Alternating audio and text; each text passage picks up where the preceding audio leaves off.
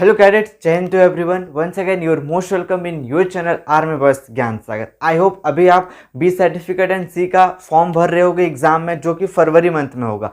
And आज हम लोग जो चैप्टर कवर करने वाले हैं वो है FCBC यानी कि field craft and battle craft के जितने भी ऑब्जेक्टिव क्वेश्चन होंगे वो हम लोग ट्राई करेंगे कवर करने का. ओके, सबसे पहले जो आपको समझना होगा कि field craft and battle craft का मतलब क्या होता है. फिर तो हम लोग ऑब्जेक्टिव क्वेश्चन करेंगे, इसलिए मैंने सबसे पहला क्वेश्चन लिया, what is field craft. Field craft को हिंदी में क्या बोलते हैं? क्षेत्र कला. ओके, अब हम लोग समझते हैं कि क्षेत्र कला यानी कि फील्ड क्राफ्ट क्या होता है. सो field craft FC is an art of making the best use of the ground. I hope अगर समझ में आ गया तो बहुत अच्छा, नहीं तो मैं अभी और अच्छा से बताऊंगा. ओके, क्या है? Art of making the best use of ground. जो आपके पास अवेलेबल ग्राउंड है उसका आप जितने अच्छे तरीके से यूज कर सकते हैं उसी को बोलते हैं क्षेत्र कला. यानी कि फील्ड का मतलब समझ में आ गया आपका ग्राउंड, क्राफ्ट मतलब कला बनाना. ओके, अब और एग्जांपल से समझते हैं. सपोज ये एक फील्ड है आपका, ये यहाँ पर सपोज आप फील्ड में हो, ये वाला आपको फील्ड मिला है. सपोज आप एक सोल्जर हो आप या फिर ऑफिसर हो, आप इस फील्ड में हो, ये इतने बड़ी जगह में आप हो जहां पर आप एक पोस्टिंग हो और यहाँ पर एक प्लाटून है. ओके, यहाँ पर एक प्लाटून यानी कि 30 सोल्जर यहाँ पर हैं. ओके, एंड आप उसको लीड कर रहे हो. एनिमी ने आपको चारों तरफ से घेर लिया है. ओके, ये है एनिमी जिसने आपको चारों तरफ से घेर लिया है. अब यहाँ आप क्या कर सकते हो, आप जो भी आपके पास ये ग्राउंड प्रेजेंट है, ये जो आपका फील्ड है उसका आप कितने अच्छे तरीके से यूज कर सकते हो, वो है field craft. Okay, the best use of the available ground. Okay, जो ग्राउंड आपका प्रेजेंट है उस ग्राउंड को आप अपने कवर के लिए, अपने फायर के लिए, अपने एनिमी से लड़ने के लिए जितनी अच्छी तरह से यूज कर सकते हैं उसी को बोलते हैं field craft. And battle craft, battle मतलब लड़ाई हो गया. सो आप अपने जो 30 सोल्जर के साथ कैसे लड़ते हो, कैसे एनिमी को टेकल करते हो, कैसे अपना फॉर्मेशन बनाते हो, वो हो जाता है बैटल क्राफ्ट. आई होप आपको फील्ड क्राफ्ट और बैटल क्राफ्ट समझ में आ गया होगा. अब हम लोग ऑब्जेक्टिव क्वेश्चन की तरफ बढ़ते हैं. Next question, the best use of available ground. जो ग्राउंड हमारे पास है उसका बेस्ट यूज करते हैं तो हम लोग क्या कहते हैं? जस्ट अभी हमने सीखा FC BC या दोनों या फिर नन. सो क्या कहते हैं उसको? FC यानी कि फील्ड क्राफ्ट. जो हमारे पास ग्राउंड है उसका अच्छे से यूज करने को FC फील्ड क्राफ्ट. नेक्स्ट है, by how many ways can we find out distance. हम लोग कितने तरीके से डिस्टेंस मेजर कर सकते हैं या फिर खोज सकते हैं? सो 4, 5, 6 या 7. सो कितने तरीके से? 6 तरीके से. एंड आपको पता है 6 जजिंग डिस्टेंस मेथड भी है. ओके, नेक्स्ट धीरे धीरे वो उसका भी क्वेश्चन आएगा. ये देखिए पहला क्वेश्चन, ब्रैकेटिंग. ये एक जजिंग डिस्टेंस मेथड है, इससे हम लोग मेजर करते हैं. So bracketing is a method of, just मैंने तो आंसर बता दिया. ब्रैकेटिंग क्या मेथड है? फायरिंग का मेथड है या फाइंडिंग लोकेशन का या फिर जजिंग डिस्टेंस? कौन सा है? Judging distance. ओके, डिस्टेंस पता करने के 6 मेथड होते हैं जिसमें से ब्रैकेटिंग एक होता है. ओके, नेक्स्ट है, at what distance the body movements of enemy can be notice. Okay, question का मतलब क्या बोल रहा है कि आपको एनिमी का बस मूवमेंट दिखाई दे रहा है कि एनिमी इधर से उधर जा रहा है, तो आप बता सकते हो कि एनिमी कितने दूरी पे है. क्या वो 200, 400, 500 या 600 यार्ड्स के दूरी पे है? इसको राइट आंसर होगा 500 यार्ड्स. अगर आपको एनिमी का बस मूवमेंट दिख रहा है तो समझ जाइए एनिमी आपसे 500 मीटर की दूरी में है. Okay, next question, at what distance the full human picture with all parts visible. मतलब एनिमी आपसे कितना दूरी पे है कि आपको उसका पूरा बॉडी दिखाई दे रहा है? क्या वो 100 मीटर पे है, 200 मीटर पे, 300 या फिर 400? ओके, सो इसका राइट आंसर है 200 मीटर्स या फिर यार्ड. अगर आपको एनिमी का पूरा बॉडी दिखाई दे रहा है तो समझ जाइए वो आपसे 200 मीटर की दूरी में है. ओके, 7 नंबर क्वेश्चन है, what is the distance of enemy when only head appears as a dot. Okay, जब आप गेम खेलते हो ऑनलाइन गेम, आपने भी वहां देखा होगा जब एनिमी बहुत दूर में होता है तब आप उसको उसका हेड एक डॉट जैसा दिखता है. ओके, जब आपको एनिमी का हेड एक डॉट जैसे दिखे तो समझ जाइए उसका दूरी कितना है? 500 मीटर, 600, 200 या फिर नन. तो इसका जो राइट आंसर है 600 यार्ड्स. अगर आपसे वो 600 यार्ड्स की दूरी पे है तो वो उसका हेड एकदम डॉट जैसे दिखाई देगा. एंड 500 पे तो बस मूवमेंट दिखाई देता है, इधर उधर घूमता. आई होप समझ में आ गया होगा, जस्ट मैंने बताया. एंड ये सारे चीज इंडियन आर्मी यूज करती है एनिमी का पता लगाने के लिए. ओके, नेक्स्ट है, distance is over estimate when light is. Over estimate का मतलब होता है ज्यादा माप लेना.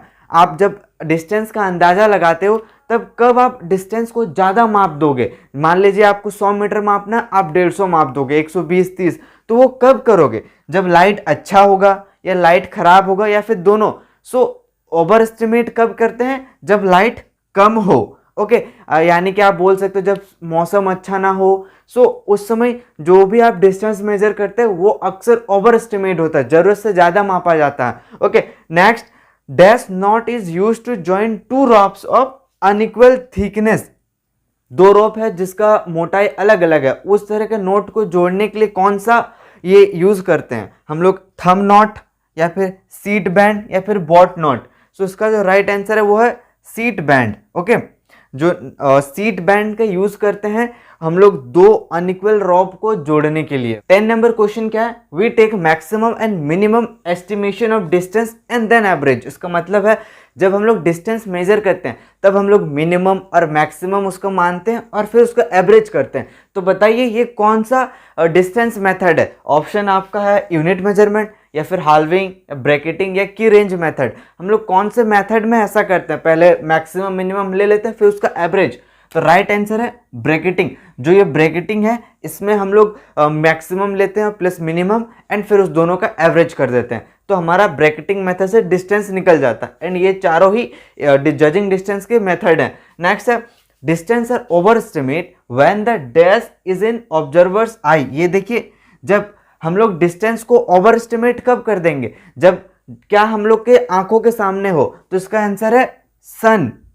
आप ये देख सकते हो जब आप डिस्टेंस करोगे तब आपके आंखों के सामने जब सन होगा तब आप डिस्टेंस को ओवर एस्टिमेट कर दोगे। ओके, एंड हर बार आपको ऑप्शन नहीं मिलेगा, फिल इन द ब्लैंक्स ज्यादा रहता है। Fill in the blanks true false के रूप में ऑब्जेक्टिव क्वेश्चन पूछे जाते हैं। नेक्स्ट है how many types of cover. Cover मतलब हिंदी में इसको आड़। कितने तरीके से आड़ होते हैं? कितने प्रकार के? 2 प्रकार, 4 या 6 या 3? कितने तरीके कवर होते हैं? सो राइट आंसर है 2। क्या क्या होते हैं आगे के क्वेश्चन में हम लोग समझे। 13 नंबर क्वेश्चन है hiding one self behind bushes and plants.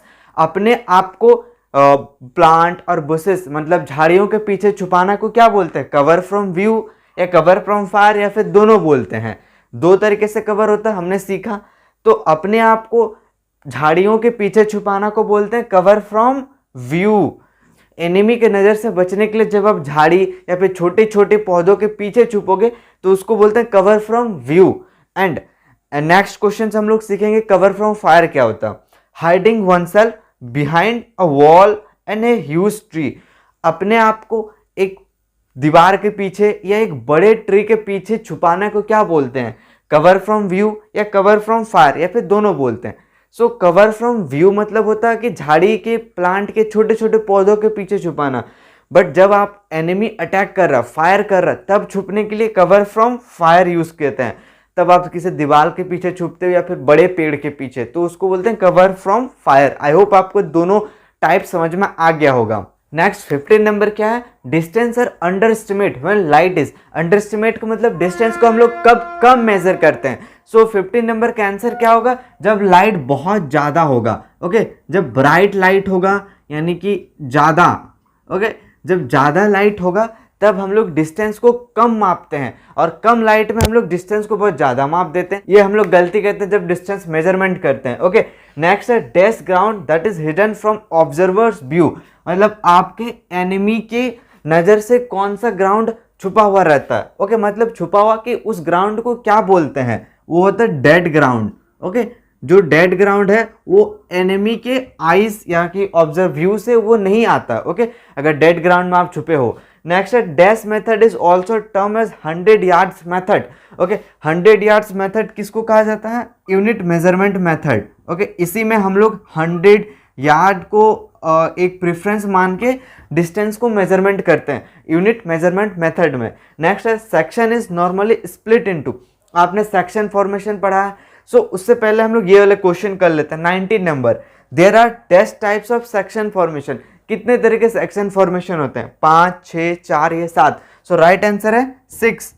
There are 6 types of section formation. क्या क्या है? File formation, single file, arrowhead, diamond, extend line formation. Okay, इस तरह के हम लोग के 6 फाइल सेक्शन फॉर्मेशन है। अब 18 नंबर क्वेश्चन देखते हैं। Section is normally split into dash and dash. जो सेक्शन फॉर्मेशन है उसको कितने भागों में बांटा जाता है और वो क्या क्या है? सो वो तो 2 भाग में बांटा जाता है। Option fill in the blanks देके आपको समझ में आ गया। एक में होगा असोल्ट, ओके, एक हो गया असोल्ट एंड दूसरा हो गया सपोर्ट। एक का काम होता है असोल्ट करना यानी कि अटैक करना, फायर करना। नेक्स्ट होता है एक सपोर्ट देता है, पीछे से, इधर से, साइड से अगर कोई एनिमी आता है उसको सपोर्ट करते हैं। तो ये एक सेक्शन को 2 भागों में बांटा जाता है। नेक्स्ट 20 नंबर क्वेश्चन है, dash single file formation is used for negotiating obstacle like ditches. ये जो डीचेस है, डीच का मतलब होता है कि खाइयां, बड़ी बड़ी गड्ढों को पार करने के लिए कौन से फाइल फॉर्मेशन का यूज करते हैं? उसका आंसर है single file formation. Okay, single file. 6 तरीके होते हैं सेक्शन फॉर्मेशन, जिसमें से सिंगल फाइल फॉर्मेशन जिसमें एक ही लाइन में सारे कोई फॉलो करते हैं उसको बोलते हैं सिंगल फाइल फॉर्मेशन, जिसमें सारे एक सेक्शन के बंदे चलते हैं। नेक्स्ट है there are dash types of ground. कितने तरह के ग्राउंड्स होते हैं? सो इसका जो ऑफिशियल आंसर जिसका सी सर्टिफिकेट के क्वेश्चन पेपर में वो है 4। ये सारे क्वेश्चन प्रीवियस ईयर के हैं। सो जो ये आंसर बुक में दिया हुआ है वो 4 है एंड बट आप बुक में देखोगे, पढ़ोगे तो 6 ग्राउंड देते हैं, बट ऑफिशियली में यहाँ 4 आंसर लिखा हुआ है। ओके, नेक्स्ट है how many types of patrolling. Patrolling के कितने प्रकार होते हैं? ओके, सो पेट्रोलिंग के 2 टाइप्स होते हैं। अब हम लोग नेक्स्ट क्वेश्चन में देखेंगे क्या क्या पेट्रोलिंग होते हैं। Dash and dash are 2 types of patrols.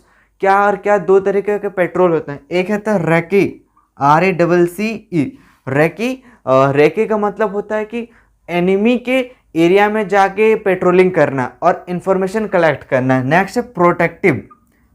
क्या है? प्रोटेक्टिव।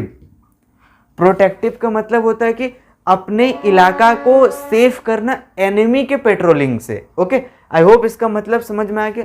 रैकी मतलब एनिमी के इलाका में जाके इंफॉर्मेशन कलेक्ट करना एंड प्रोटेक्टिव का मतलब होता है अपने इलाके को बचाना एनिमी के पेट्रोलिंग से। नेक्स्ट है, ये थोड़ा बड़ा क्वेश्चन है बट बहुत इंपॉर्टेंट है। ये प्रीवियस ईयर में 2-3 बार पूछा गया है, रिपीटेड क्वेश्चन है।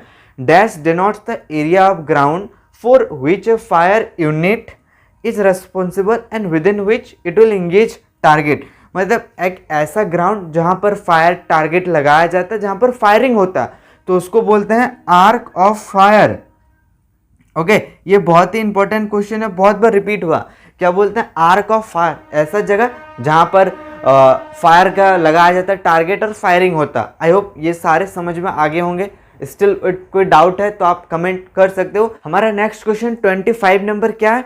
Always try to look dash the cover not cover it. हमें हमेशा कवर के किधर देखना चाहिए? अराउंड में, कवर के आसपास देखना चाहिए। अगर कोई एनिमी कवर के पीछे छुपा है तो कवर के ऊपर नहीं देखना है, क्योंकि वो ऊपर से तो फायर करेगा नहीं, या फिर लेफ्ट या राइट से। उसी तरह हमें हमेशा कवर के चारों ओर देखना है। Okay, next 26 number, dash is the acid test for individual training. हर एक के लिए एसिड टेस्ट क्या होता है? पेट्रोलिंग।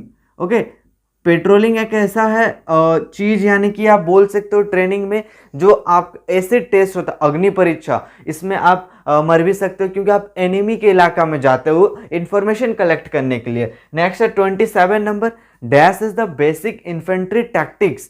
जो इन्फेंट्री में बेसिक टैक्टिक्स क्या सिखाया जाता है? फायर, फायर करो एंड मूवमेंट करो। Fire and movement. आपने एनिमी को फायर कर दिया, फिर दूसरा जगह चेंज कर लो। यही है इन्फेंट्री का tactics, fire and movement. Next, dash and dash section formation are vulnerable to frontal fire. जब आगे से फायर होता तब कौन से सेक्शन फॉर्मेशन सबसे खराब होते हैं? 2 होते हैं, एक सिंगल फाइल, जो सिंगल फाइल फॉर्मेशन है, एंड नेक्स्ट है फाइल फॉर्मेशन।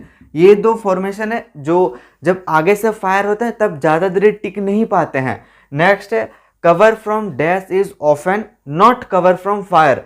हमने कवर फ्रॉम फायर और व्यू पढ़ा था। व्यू में क्या है? झाड़ी के पीछे छुपना, और फायर में बड़े चट्टान बोल सकते हो या फिर दीवार के पीछे छुपना।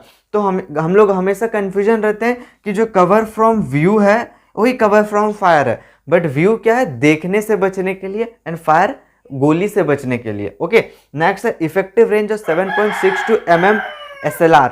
SLR की इफेक्टिव रेंज कितना होता है? 300 यार्ड्स। यार्ड्स लिखो या फिर मीटर्स। ओके, आप बोलोगे कि इसमें वेपन ट्रेनिंग का क्वेश्चन कैसे आ गया? एफसीबीसी में आप फायर भी तो करोगे ना एनिमी को, जब उसका डिस्टेंस पता चल जाएगा, इसलिए एक दो क्वेश्चन रह सकता है। एसएलआर का इफेक्टिव रेंज क्या है? 300 yards. Next question 31 number, dead ground is that which is hidden from and dash view.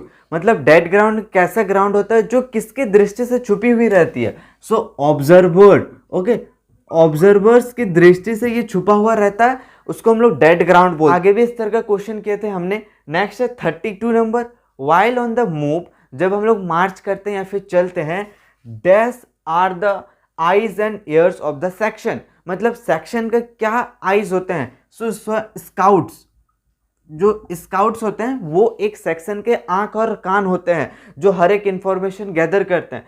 ये था पार्ट 1 का लास्ट क्वेश्चन। नेक्स्ट पार्ट में हम लोग करेंगे फील्ड सिग्नल हो गया, section formation, platoon, ambush, patrolling and और भी एक्सेट्रा टॉपिक्स के ऑब्जेक्टिव क्वेश्चन जो इंपॉर्टेंट है। एंड ये सारे क्वेश्चन आज हमने जो किया उसमें से बहुत सारे क्वेश्चन हमारे प्रीवियस ईयर के हैं एंड कुछ क्वेश्चन मैंने एक्स्ट्रा ऐड किए हैं जो मुझे लगा इस पर आ सकते हैं। ओके, एंड जो इंपॉर्टेंट है, and if you want to score alpha in 2024 so must follow mission alpha 2024 playlist. उसमें सारे अपडेट आपको मिलते रहेंगे जो भी इंपॉर्टेंट टॉपिक है। Thanks for watching. जय हिंद टू एवरीवन।